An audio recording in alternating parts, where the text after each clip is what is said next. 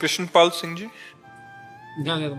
राधे राधे महाराज जी। महाराज जी, आप कह रहे हैं कि कभी कभी ऐसी परिस्थिति आती है, आप एक राजनीतिक पार्टी में हैं, कह रहे हैं कि आपस में पार्टी में दो व्यक्ति आपस में मुकदमा कर देते हैं, हम दोनों को समझाने का प्रयास करते हैं लेकिन वो मानते नहीं। उस परिस्थिति में हमें क्या करना चाहिए महाराज जी? क्या समझाना उचित रहेगा या छोड़ दें?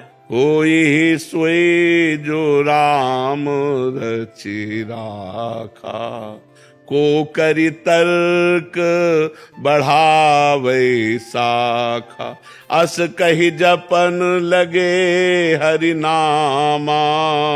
पहले भगवान शिव ने सती जी को समझाने की चेष्टा की और जब नहीं समझी तो छोड़ दिया। होई सोई जो राम रचि राखा। अब जो होना होगा भगवान ने रचा होगा वही होगा, और अपना भगवान का नाम स्मरण करने लगे।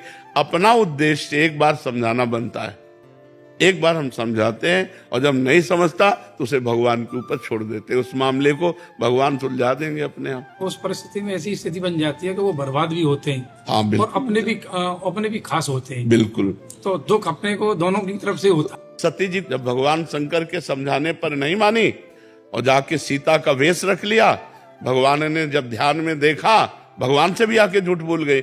जब भगवान ने ध्यान में देखा तो सती जी का त्याग कर दिया। त्याग होने के बाद यज्ञशाला में गई और भस्म हो गई।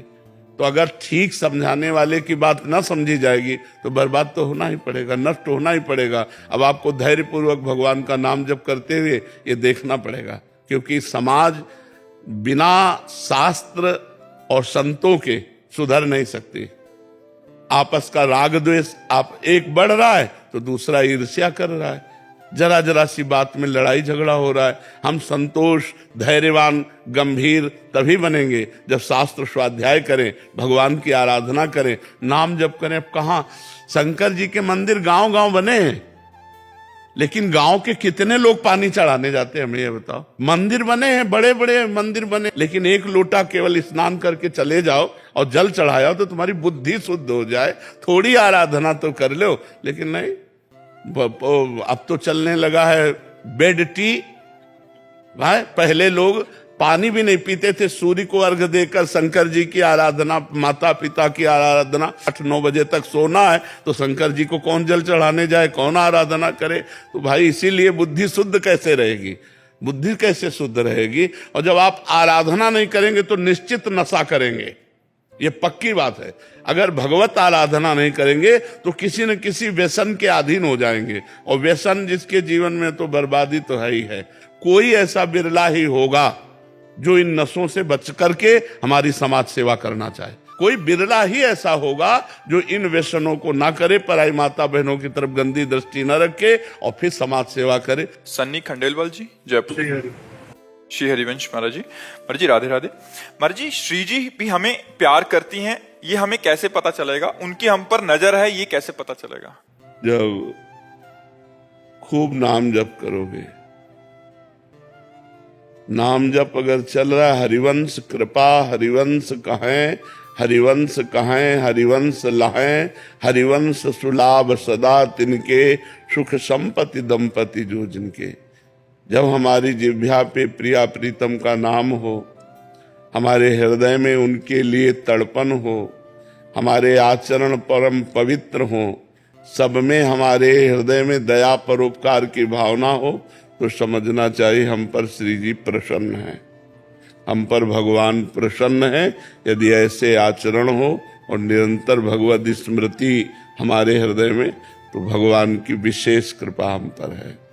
नहीं तो कृपा तो सब पर है, भगवान दया तो सब पर कर रहे हैं, लेकिन सब कृपा और दया का तिरस्कार करके मनमानी आचरण कर रहे हैं, तो वो कृपा नहीं हुई। कृपा है जब हमारे शास्त्र के अनुसार आचरण हो जाए, हमारा मन भगवत स्मरण परायण हो, हमारी वृत्ति दया परायण होकर परोपकार की भावना में हो, तो हमारे ऊपर भगवान प्रसन्न है। प्रेम कुमार जी, बिहार से। श्री हरिवंश महाराज जी। महाराज जी, मनुष्य के अंदर जीव तत्व के रूप में भगवान विराजमान है, तो मनुष्य बाहर किस भगवान को ढूंढने का लक्ष्य? नहीं तो मनुष्य कौन है? वही तो तत्व है। अपने को भूल गया और शरीर मान लिया, इसीलिए भ्रमित हो रहा है। अब साधना करो, अज्ञान नष्ट हो, शरीर भाव क्षीण हो, तो ब्रह्म भाव प्रकट हो जाए। जो है वही प्रकट हो जाए। जैसे निर्मल और शांत जल में नीचे क्या है ये दिखाई देता है, ऐसे निर्मल और शांत मन में परमात्मा स्वरूप का अनुभव होता है। अभी मलिन और अशांत मन है, इसे शांत करो, इसी की साधना है। पवित्र भोजन पाओ, ब्रह्मचर्य का पालन करो, नाम जप करो, देखो मन शांत हो जाएगा। विचार प्रवृत्ति में नशा करो, गंदा भोजन करो, मन शांत रहेगा। मन चंचल रहेगा, अशांत और चंचल मन संसार में जाता है, भोगों में जाता है। शांत और स्थिर मन परमात्मा में लगता है। समझ पा रहे हो? तो नाम जप करो, साधना करो। मनुष्य जीवन साधना के लिए मिला है। गुरु चरणों का आश्रय लेकर डट के साधना करो तो अपने स्वरूप का बोध हो जाए। क्या नाम जाप करें? अब ये तो गुरु से आप में दे दीजिए एक बार राधा नाम। राधा राधा राधा राधा राधा। आपको राम। नीरज मिश्र जी, राधे राधे महाराज जी। महाराज जी, गुरु से प्रश्न करने या पूछने की क्या मर्यादा है, गुरु अपराध ना बने ताकि? पहली बात तो जो हमें जानकारी हो वो प्रश्न ना करें। जो हमें शास्त्र और गुरुदेव से संतों से जानकारी हो गई है उसे प्रश्न ना करें, परीक्षा के लिए उनके प्रश्न ना करें। दूसरी बात, जिस जानकारी में हमें संशय हो, नम्रता पूर्वक भगवान ने आदेश किया गीता में, प्रणिपातेन प्रश्नया। प्रणिपातेन साष्टांग दंडवत नम्र होकर, दे प्रभु मेरे मन में ये जिज्ञासा है, हमारे मन में ये संशय है, बिल्कुल वास्तविक वो हृदय से पूछ रहा है, जो वो बता दे उसमें यदि संतुष्टता ना हो फिर हाथ जोड़ कर, प्रभु आपने बताया पर इसे और विस्तार से बताइए जिससे मैं समझ पाऊं, मेरी समझ में नहीं आ रहा। जब हम जानकारी होते हुए उनकी परीक्षा के लिए प्रश्न करते हैं तो अपराध बनने की संभावना होती है। यदि हमें जानकारी नहीं है तो फिर हम जो उत्तर मिल रहा है उसमें संतुष्ट रहें। तो ऐसे प्रश्न करने से अपराध बनता है जहां हम नहीं करते जाएं और तर्क विवाद करते जाएं, ऐसे नहीं। संतों से अपनी जिज्ञासा शांत करने के लिए प्रश्न किया जाता है तो वहां अपराध नहीं बनेगा। जहां हमें जानकारी है वो हम प्रश्न ना करें, जिस जानकारी में संशय है, जिज्ञासा है, उसको प्रश्न करें। भगवान के लीला चरित्रों का विस्तार से श्रवण करने के लिए बड़े बड़े ब्रह्म ऋषियों ने आपस में परस्पर प्रश्न उत्तर करके लीला रसास्वादन कराया है हम सबको, नहीं? चाहे रामायण में देखो, भागवत में देखो, तो प्रश्नकर्ता जब प्रश्न करता है तो उत्तर देने वाला और लीला चरित्रों का विस्तार रसास्वादन कराता है। तो या तो सिद्धांत जनित प्रश्न हो या लीला चरित्र संबंधी प्रश्न हो, अन्य फालतू प्रश्न नहीं होने चाहिए संतों की सभा में। नहीं तो कहीं ना कहीं अगर हम केवल भगवान की चर्चा करें तो कभी कोई हमारी जबान नहीं पकड़ सकता। लेकिन जब हम भगवान की चर्चा से नीचे उतरते हैं, क्योंकि समाज में जो व्यवस्थाएं चल रही हैं, तो जब वो प्रश्न आते हैं, जैसे आज देखो ये बॉयफ्रेंड गर्लफ्रेंड चला है, ये गंदी बातें चली हैं, ये हमारे समाज के लिए बहुत हानिकारक है। एक गृहस्थ जीवन, देखो आप गलत हो लेकिन आप गलत पत्नी नहीं चाहोगे, वो गलत है लेकिन वो गलत पति नहीं चाहेगा। फिर गलती रखो क्यों? जब तुम्हें शुद्ध पत्नी चाहिए तो तुम शुद्ध पति बनो, तुम्हें शुद्ध पति चाहिए तो शुद्ध पत्नी बनो। शुद्ध का मतलब होता है केवल व्यभिचार से नहीं, आचार शुद्ध आपके, कोई नशा नहीं करते, आचरण शुद्ध आपके, विचार शुद्ध आपके, तब आप एक बढ़िया गृहस्थ बन पाओगे। कितना सुंदर है, विवाह के पहले ब्रह्मचर्य रहो।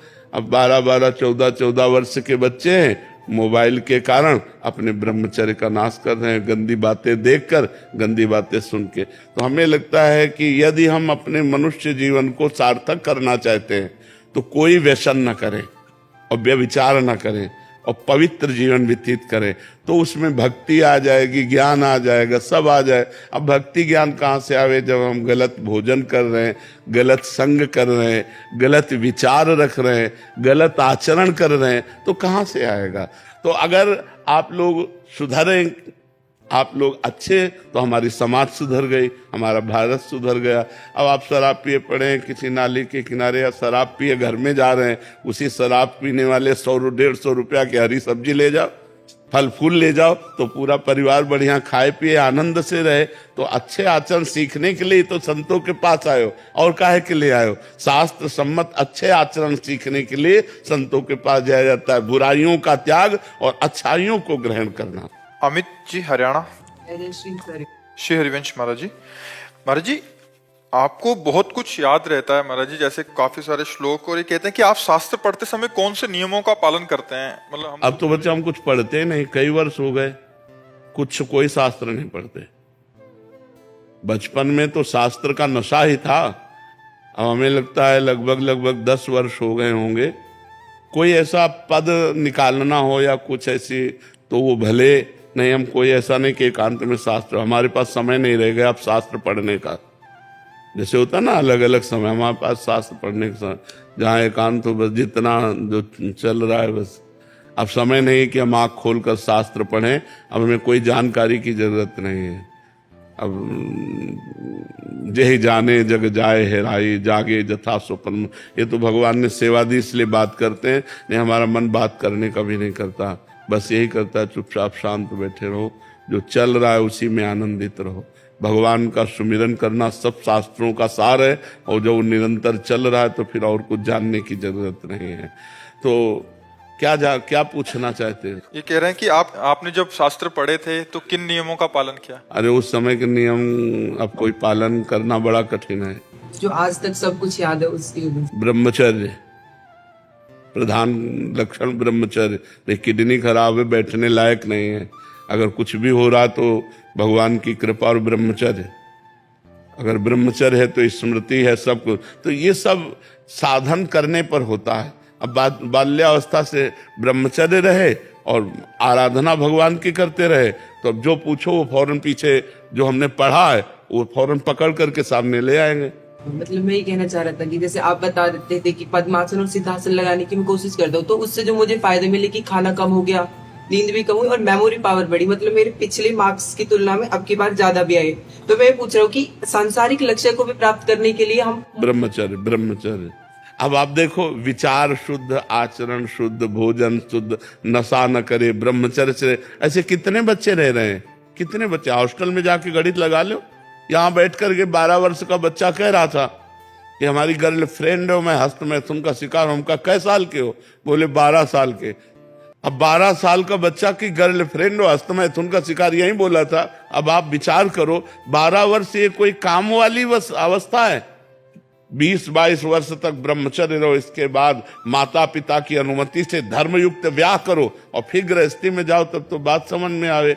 एक बच्चा व्यसन से इतना ग्रसित हो जाता है कि वो अपनी माता की हत्या कर देता है पैसा मांगने पर। एक बच्ची इतनी डिस्टर्ब हो जाती कि उस आत्महत्या कर लेती। ये सब क्या चल रहा है समाज के? जब सुनो तो उन्हीं सब बातों को देखकर कहते हैं आप सब सुधरो, नशा मत करो, जब तक ब्याह ना हो तब तक ब्रह्मचर्य से रहो। मित्रता करना पाप नहीं है, व्यभिचार करना पाप है। दोस्त बनाना पाप नहीं है, लेकिन दोस्ती में गंदगी लाना पाप है। ऐसी दोस्ती मत करो, ये दोस्ती तुम्हारे जीवन के लिए घातक होगी, तुम्हारे लिए हानिकारक होगी। देखो, जब हमारी इंद्रियां चंचल हो जाती हैं तब फिर वो एक जगह टिकती नहीं है, सबको ही देख लो।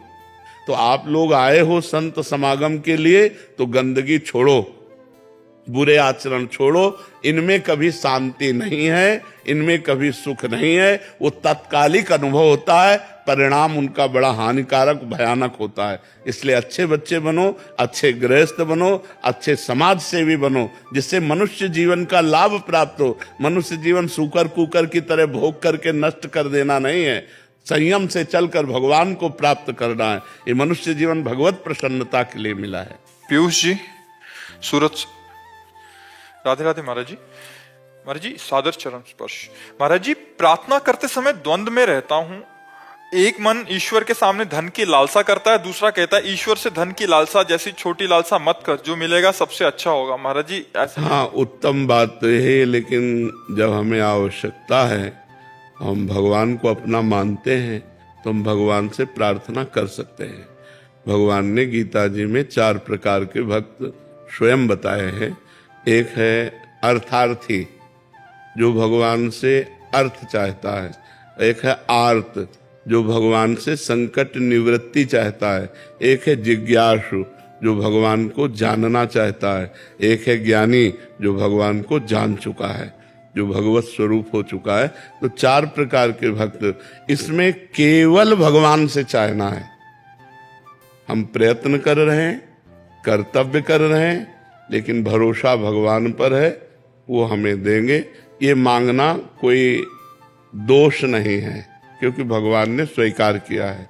अर्थार्थी भक्त जो, जैसे ध्रुव जी ने जब महाराज उत्तानपाद की गोद में बैठना चाहा, तो जो महाराज की दूसरी पत्नी थी उनका नाम था सुरुचि, उन्होंने एक थप्पड़ मारा और कहा कि अगर इस चक्रवर्ती सिंहासन पर बैठना है तो मेरे गर्भ से पैदा होना पड़ेगा। तो सुनीति से पैदा हुआ है, इसलिए जा नारायण की तपस्या करो, मेरे गर्भ में प्रकट हो, तब तो इस सिंहासन का अधिकारी। कठोर शब्द बोले। ध्रुव जी माता सुनीति के पास गए और कहा, माँ विमाता ने ऐसा ऐसा। तो उनका बेटा ठीक कहा है महाराज, मुझे पत्नी के आप तो दासी भी नहीं समझते हैं। यदि तुम भगवान नारायण की तपस्या करो, नारायण को प्रसन्न करो, तो जो चाहोगे वो प्राप्त हो जाएगा। सही सलाह दी मां ने। ध्रुव जी 5 वर्ष की अवस्था के थे, दृढ़ निश्चय किया 5 वर्ष के बालक ने कि भगवान नारायण को प्रसन्न करके मैं ऐसा पद प्राप्त करूंगा जो मेरे पिता और पितामह को भी प्राप्त नहीं है। पिता उत्तानपाद, पितामह मनु जी और प्रपितामह ब्रह्मा जी, ज्यादा सृष्टि नहीं, बिल्कुल नजदीक ही है। ध्रुव जी निकले नगर से बाहर, तो जब कोई भजन करने का भाव करता है तो भगवान किसी संत से मिला देते हैं। तो देवर्षि नारद जी मिल गए। देवर्षि नारद जी को प्रणाम किया ध्रुव जी ने। तो ध्रुव जी से पूछा कि तुम 5 वर्ष की अवस्था के हो और बिना किसी सुरक्षा के राजकुमार हो, कहां जा रहे हो? तो उन्होंने कहा, मैंने निश्चय किया है कि मैं एकांत क्षेत्र में जाकर भगवान का भजन करके भगवान नारायण को प्रसन्न करूंगा। अच्छा, तो तुम्हारे पिता की गोद में बैठने के लिए तुम्हारी विमाता ने मना किया, इसलिए मैं चलो अभी चक्रवर्ती सम्राट पद का अभिषेक करवा देता हूं, अभी आदेश करूंगा, उत्तानपाद तुम्हारे अभिषेक कर देंगे। ध्रुव जी ने विचार किया, अभी तो भजन किया नहीं, अभी तो भजन करने के लिए कदम बढ़ाया, तो जिनकी गोद में बैठने के लिए हमें झिड़क दिया गया, उस सिंहासन पर अधिकार हमें देवर्षि नारद जी के वचन कौन काट सकता है? तो उनका गुरुदेव अब नहीं, अब कदम पीछे नहीं हटेंगे, और विश्वास हो गया। और उनका मैं भगवान का आराधन करके ही प्राप्त करूंगा।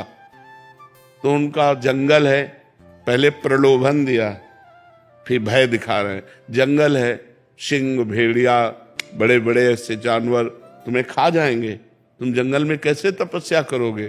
तो ध्रुव जी ने विचार करके कहा कि यदि मेरी भगवान रक्षा करेंगे तो कोई भी बाल बांका नहीं कर सकता, और यदि मेरी मृत्यु है तो यहां महल में भी मैं मर जाऊंगा, इसलिए मैं निश्चय करता हूं कि भगवान की आराधना छोड़ नहीं सकता।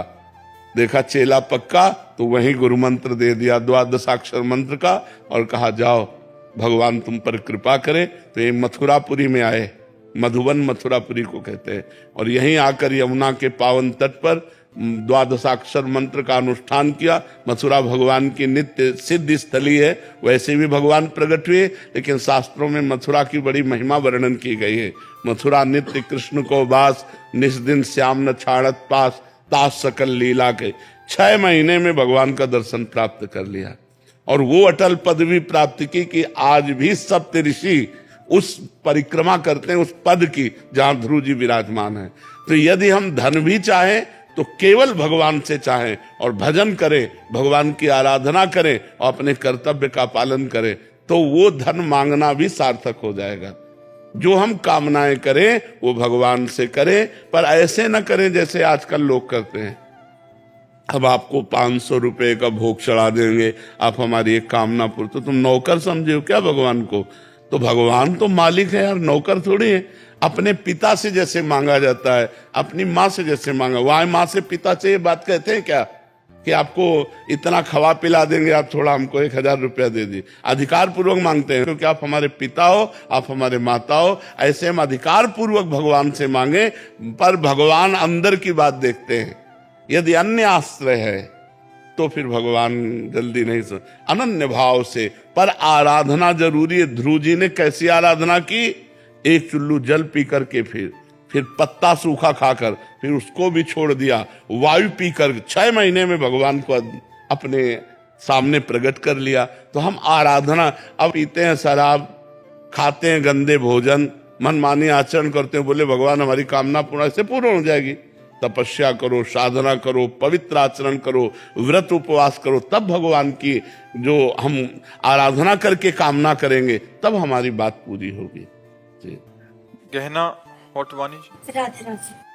राधे राधे महाराज जी। महाराज जी, आप पूछ रहे हैं कि भक्ति में कोई व्यक्ति किस प्रकार इतना गहरा हो सकता है कि वो लोगों का इस पे प्रभाव न पड़े और मन को स्थिर रखकर सांसारिक सुख और व्यक्तिगत बंधनों से सच्चा वैराग्य विकसित। देखो, जितना भजन करोगे उतने तुम्हारा मन बलवान होता जाएगा। निर्मल और बलवान मन मान अपमान सुख दुख लाभ हानि सबको सह जाता है। मलिन और कमजोर मन भोगों में जाता है। इतना मलिन कमजोर हो जाता है कि एक आदमी तम्बाकू भी नहीं छोड़ सकता। अगर वो तम्बाकू खाता है, उसे को छोड़ने के बाद तो उसे डर लगता है। गलत आदतें नहीं छोड़ सकता। ये कमजोर मन की बात है। और जब बलवान मन हो जाता है तो पूरे विश्व का त्याग कर सकता है, वो सर्वस्व का त्याग कर सकता है। इसलिए नाम जप करो। नाम जप करने से मन पवित्र और बलवान होता है। जितना नाम जप करोगे उतने तुम्हारा मन पवित्र और बलवान होता चला जाएगा। इसमें पैसा नहीं खर्चा होता। उठते बैठते चलते फिरते राधा राधा राधा राधा राधा आप करके देख लो, बहुत आनंद का अनुभव होगा। जितना आनंद मन में आएगा उतनी गंदी बातें छूटती चली जाएंगी।